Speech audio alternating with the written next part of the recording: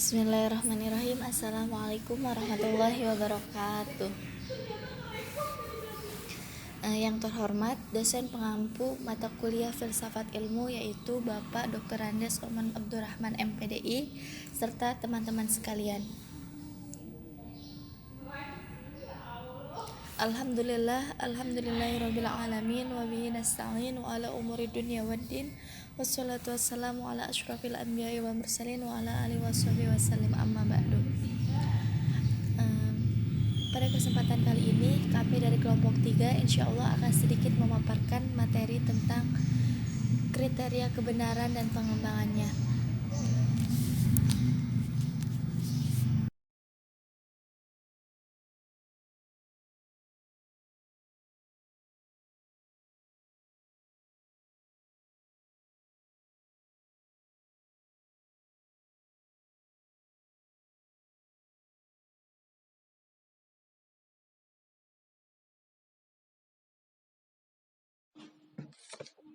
Nah, sebelum kita lanjut kepada pembahasan, alangkah baiknya kita semua mengetahui apa saja yang melatar belakangi dan tujuan dari materi yang sudah kita buat ini. Ilmu pengetahuan dan teknologi pada saat ini berkembang dan maju dengan sangat pesat, dan cara berpikir manusia pun menjadi berkembang. Bangsa Indonesia sebagai salah satu negara berkembang tidak akan bisa maju selama belum memperbaiki kualitas sumber daya manusia bangsa kita. Kualitas hidup bangsa dapat meningkat jika ditunjang dengan sistem pendidikan yang mapan. Dengan hal tersebut, memungkinkan kita berpikir kritis, kreatif, dan produktif. Pendidikan pada umumnya dan ilmu pengetahuan pada khususnya mengemban tugas utama untuk menemukan pengembangan, menjelaskan, menyampaikan nilai-nilai kebenaran. Jika manusia mengerti dan memahami kebenaran, sifat asasinya terdorong pula untuk melaksanakan kebenaran itu. Sebaliknya, tanpa melaksanakan kebenaran tersebut, manusia akan mengalami pertentangan batin, konflik psikologis. Menurut para ahli filsafat ilmu bertingkat-tingkat, bahkan tingkat-tingkat tersebut bersifat hierarkis. Kebenaran yang satu di bawah yang lain, tingkatan kualitasnya ada kebenaran relatif, kebenaran mutlak atau absolut, kebenaran alami, kebenaran ilahi, kebenaran khusus individual, kebenaran umum universal. Dan rumusan masalah apa saja sih yang akan kita bahas pada presentasi kali ini? Itu apa saja kebenaran secara umum dan dalam pandangan agama, apa saja teori-teori yang terdapat dalam kebenaran, apa saja macam-macam level kebenaran. Bagaimana perkembangan cara mengungkapkan kebenaran? Selanjutnya, tujuan dari pembahasan kali ini yaitu mengetahui pengertian kebenaran secara umum dan pengertian menurut pandangan agama. Yang kedua, mengetahui teori-teori yang terdapat dalam kebenaran. Yang ketiga, mengetahui macam-macam level kebenaran. Dan yang terakhir, perkembangan cara mengungkapkan kebenaran. Selanjutnya, saya akan membahas yang pertama, pengertian kebenaran. A. Pengertian secara umum. Kebenaran adalah keadaan yang sesuai dengan nilai esensialnya atau keadaan yang dianggap sebagai sebenarnya atau yang orisinal. Kebenaran bisa berarti keadaan tidak bersalah, suatu ketepatan bertalian dengan pandangan, sikap dan filosofi, serta perilaku. Berbicara mengenai kebenaran, hal ini benar-benar bersifat sangat subjektif. Artinya, tergantung dari sudut pandang masing-masing individu. Setiap orang bisa menyatakan sesuatu itu sebagai kebenaran, sementara yang lain mengatakan bukan. Kebenaran suatu hal yang bisa diterima oleh masyarakat jika kebenaran itu benar-benar terbukti dengan cara melakukan observasi atau penelitian terhadap sesuatu yang belum jelas benar atau salahnya. Jika suatu hal tidak terbukti kebenarannya, maka itu hanya bisa disebut sebagai opini atau dari satu pihak. Dan jika kebenaran itu benar-benar terbukti, maka hal itu dapat diterima oleh masyarakat. Contoh sederhananya sebagai berikut. Satu orang mengatakan bahwa api itu panas. Sebelumnya, orang-orang tidak tahu apakah itu benar atau salah. Dibuktikannya dengan meneliti langsung api tersebut panas atau tidak, dan ternyata bahwa api itu panas. B. Pengertian menurut pandangan Islam. Kebenaran dalam hukum Islam dapat dilihat pada 3 sisi, yaitu kebenaran yang dilandasi dengan filsafat, yakni dengan menuntut ilmu pengetahuan untuk memahami, sedangkan agama adalah menurut pengetahuan untuk beribadah. Selanjutnya, filsafat kebenarannya adalah relatif dan tidak ada satupun yang mutlak sempurna. Jika satu masalah tidak terjawab oleh ilmu pengetahuan, maka filsafat pun terdiam atau memberikan jawaban dugaan, spekulasi, terkaan, sangkaan, dan perkiraan. Maka manusia berada dalam kebingungan. Ilmu pengetahuan adalah pengetahuan yang tersusun secara sistematis dan metodis. Pendekatan yang digunakan adalah empiris, terikat dimensi ruang dan waktu, serta berdasarkan kemampuan panca indera manusia, rasional, dan umum, dan para ahlinya dapat menggunakan proposisi. Agama adalah kumpulan aturan tentang cara-cara mengabdi kepada Tuhan dan harus dibaca serta memiliki sifat mengikat. Aturan yang datangnya lebih tinggi dari Tuhan, manusia sebagai pelaksana aturan tersebut. Karena dengan aturan tersebut, seseorang akan mendapatkan sanksi apabila ia tidak melaksanakan aturan-aturan yang telah ditetapkan oleh Tuhan. Dengan agama menjadi persoalan syarat emosi, subjektivitas, kecenderungan, dan kadang sifat untuk mengenal tawar-menawar.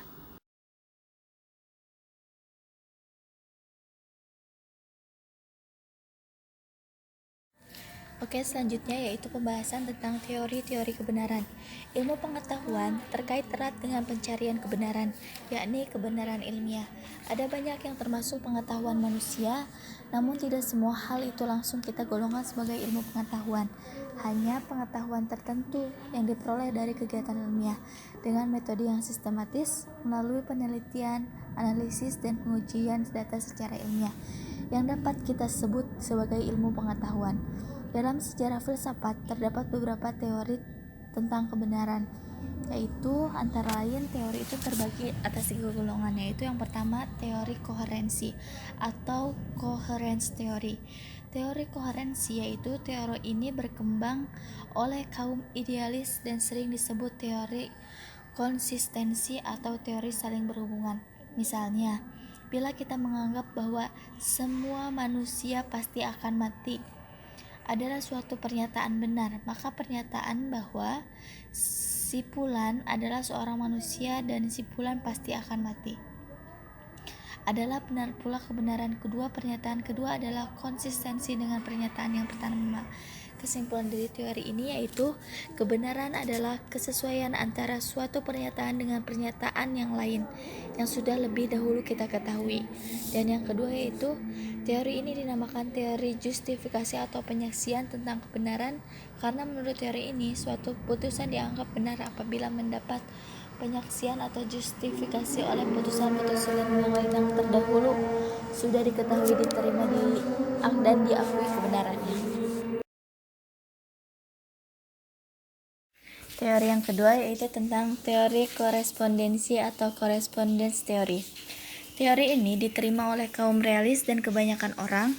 Teori ini menyatakan bahwa jika suatu pernyataan sesuai dengan fakta, maka pernyataan itu benar. Jika tidak, maka pernyataan itu tidak salah.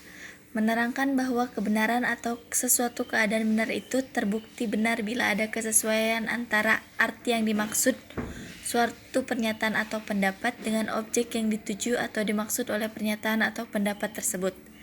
Kebenaran adalah kesesuaian pernyataan dengan fakta yang berselaras dengan realitas dan serasi dengan situasi aktual. Misalnya, bila ada orang yang menyatakan bahwa sungai ini adalah sungai terpanjang di dunia, maka pernyataan itu adalah benar, sebab pernyataan itu sudah sesuai dengan fakta, karena secara faktual sungai ini adalah sungai terpanjang di dunia. Jadi kesimpulan dari teori ini yaitu, menurut teori ini kita mengenal 2 hal, yaitu pernyataan dan kenyataan. Dan yang kedua yaitu kebenaran adalah kesesuaian antara pernyataan tentang sesuatu dengan kenyataan sesuatu itu sendiri. Teori yang ketiga yaitu teori pragmatis atau pragmatic theory. Teori ini dicetuskan oleh Charles pada tahun 1839 sampai 1914. Teori ini menganggap suatu pernyataan, teori atau dalil itu memiliki kebenaran bila memiliki kegunaan dan manfaat bagi kehidupan manusia. Kaum pragmatis menggunakan kriteria kebenarannya dengan kegunaan utility, dapat dikerjakan atau workability, dan akibat yang memuaskan atau satisfactory consequence. Oleh karena itu, tidak ada kebenaran yang mutlak atau tetap. Kebenarannya tergantung pada kerja, manfaat, dan akibatnya. Kriteria pragmatis juga dipergunakan oleh ilmuwan dalam menentukan kebenaran ilmiah dalam perspektif waktu.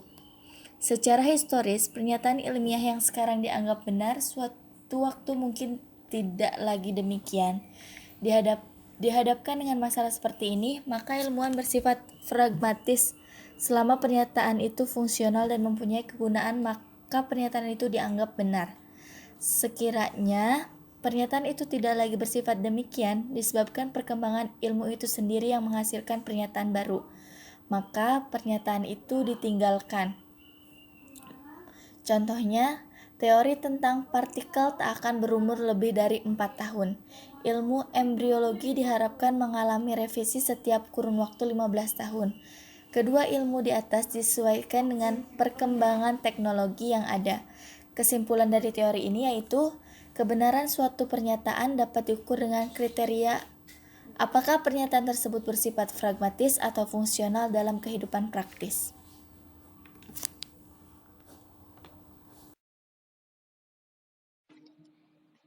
Jadi, dapat kita ambil kesimpulan dari ketiga teori dan kriteria ketiga teori yang sebelumnya sudah dibahas, yaitu memiliki beberapa persamaan. 1. Seluruh teori melibatkan logika, baik formal maupun material, deduktif dan induktif. Melibatkan bahasa untuk menguji kebenaran itu. Dan yang ketiga, menggunakan pengalaman untuk mengetahui kebenaran. Kriteria kebenaran cenderung menekankan salah satu atau lebih dari 3 pendekatan, yaitu 1. Yang benar adalah yang memuaskan keinginan kita. Yang kedua, yang benar adalah yang dapat kita buktikan dengan eksperimen. Ketiga, yang benar adalah yang membantu dalam perjuangan hidup biologis. Oleh karena teori-teori kebenaran, koresponden, koherensi, dan pragmatisme itu lebih bersifat saling menyempurnakan daripada saling bertentangan. Maka teori tersebut dapat digamukan dalam satu definisi tentang kebenaran. Kebenaran adalah persesuaian yang setia dari pertimbangan ide kita kepada fakta. Akan tetapi, karena kita dengan situasi yang sebenarnya, maka dapat diujilah pertimbangan tersebut dengan konsistensinya, dengan pertimbangan-pertimbangan lain yang kita anggap sah dan benar, atau kita uji dengan faedahnya dan akibatnya yang praktis. Selanjutnya, kita akan membahas tentang macam-macam level kebenaran. Macam-macam level kebenaran itu sendiri ada 4. 1. Kebenaran empirik. 2. Kebenaran logik. 3. Kebenaran etik. Dan yang keempat itu kebenaran metafisik. Apa itu kebenaran empirik? Kita akan bahas di sini, yaitu kebenaran empirik adalah cara berpikir yang menggunakan dukungan data empiris. Data empiris adalah data yang diperoleh melalui pengalaman nyata panca indera. Kebenaran empiris bersifat konsisten, nyata, real, sistematis, dan sesuai fakta yang ada. Contohnya, seperti manusia membutuhkan bernafas, telinga bisa mendengar, tangan bisa meraba, tumbuh-tumbuhan membutuhkan cahaya matahari, dan lain sebagainya dalam ilmu pengetahuan alam. Yang kedua, itu ada kebenaran logik. Kebenaran logika atau kebenaran logik itu adalah kebenaran yang dirumuskan melalui proses berpikir rasional menggunakan akal sehat. Contohnya seperti setiap manusia pasti akan mati, atau jika semua orang Indonesia penghasilannya lebih besar dari kebutuhannya, maka Indonesia sudah makmur. Yang ketiga, itu ada kebenaran etik. Kebenaran etik merupakan kebenaran yang merujuk kepada perangkat standar moral sebagai pegangan, tergantung pada standar etik suatu suku, budaya, agama, atau kesepakatan sosial. Contohnya, seorang anak sebaiknya berbicara sopan kepada orang tuanya, tidak boleh bersikap kasar sesuai apa yang diajarkan oleh agama. Contoh lainnya, itu misal, jika di Indonesia ketemu dengan orang tua, tegur sapa sambil sedikit menundukkan kepala adalah etika yang baik, tetapi Jika ketemu turis beberapa sambil menatap matanya, itu adalah etika yang baik. Jika tidak menatap matanya, maka dianggap melecehkan. Atau contoh lainnya, seperti jika di rumah belajar sambil makan minum. Kebenarannya, tetapi jika sudah masuk kelas, kebenaran etiknya tidak boleh makan, minum jika sedang ada guru, sedang mengajar siswa, dilarang makan atau minum. Yang terakhir, kebenaran metafisik, yaitu kebenaran tentang hal-hal yang tidak bisa ditangkap secara empirik, logik, dan etik. Contohnya, firasat dan kontak batin atau orang kesurupan, merasakan sesuatu atau melihat sesuatu. Tapi itu faktual, kita tidak bisa melihat langsung secara nyata. Contoh lainnya, ketika tertidur, alam metafisika bekerja. Kita tidak tahu otak mana yang bekerja. Semua ini kekuasaan Allah Subhanahu wa Ta'ala.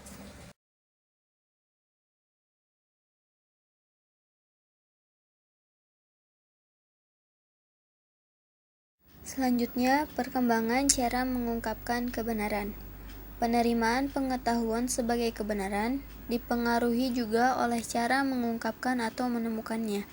Untuk sampai pada cara penemuan kebenaran seperti sekarang ini, sebagai proses yang berencana, sistematik, teliti, dan terarah, sebenarnya telah memakan waktu yang cukup lama dan bertingkat-tingkat. Perkembangan cara mengungkapkan kebenaran yang bertahap tersebut dapat dilihat sebagai berikut. A. Penemuan kebenaran secara kebetulan. Suatu peristiwa yang tidak disengaja terkadang menghasilkan suatu kebenaran yang menambah pembendaharaan pengetahuan manusia, karena sebelumnya kebenaran itu tidak diketahui. Cara menemukan kebenaran seperti ini bukan cara yang baik, sebab manusia akan bersifat pasif dan menunggu. Dari segi ilmiah, cara seperti itu tidak mungkin membawa perkembangan seperti yang diharapkan, karena sesuatu yang kebetulan selalu berada pada posisi yang tidak pasti. Begitu pula datangnya tidak dapat diperhitungkan secara terencana dan terarah. Dengan demikian, cara seperti ini tidak dapat diterima sebagai cara ilmiah dan metode keilmuan untuk menggali kebenaran pengetahuan. B. Penemuan kebenaran dengan trial and error. Mencoba sesuatu secara berulang-ulang, meski selalu menemukan kegagalan dan akhirnya menemukan suatu kebenaran, cara seperti ini disebut dengan trial and error. Dengan cara ini, seseorang selalu aktif melakukan usaha untuk menemukan sesuatu, meski sebenarnya tidak mengetahui dengan pasti sesuatu yang ingin dicapainya, sebagai tujuan dalam melaksanakan percobaan itu.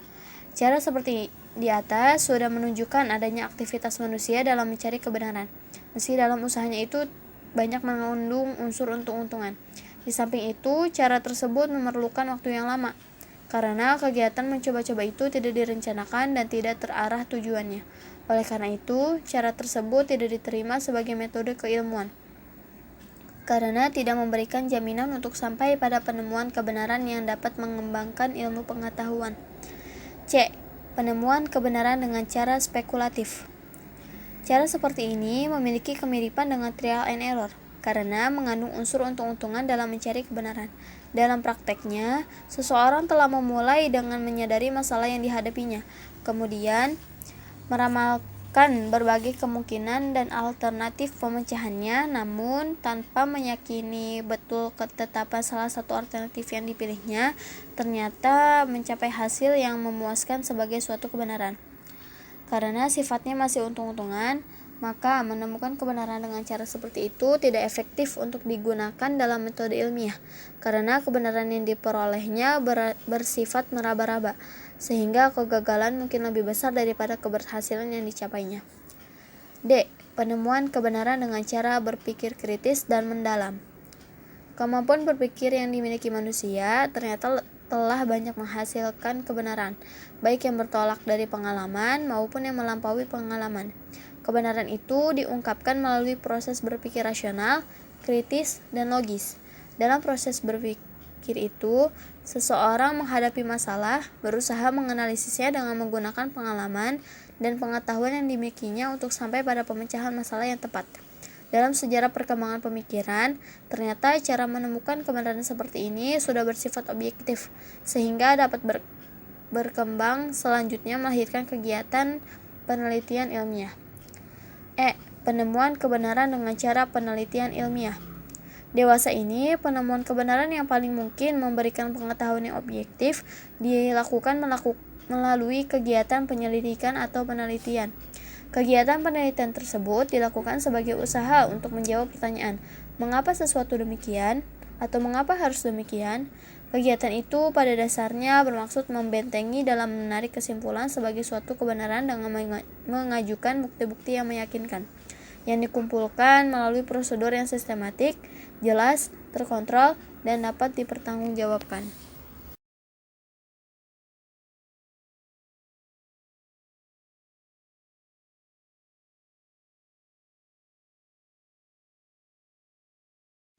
Cukup sekian presentasi yang dapat kami sampaikan. Kurang lebihnya mohon maaf.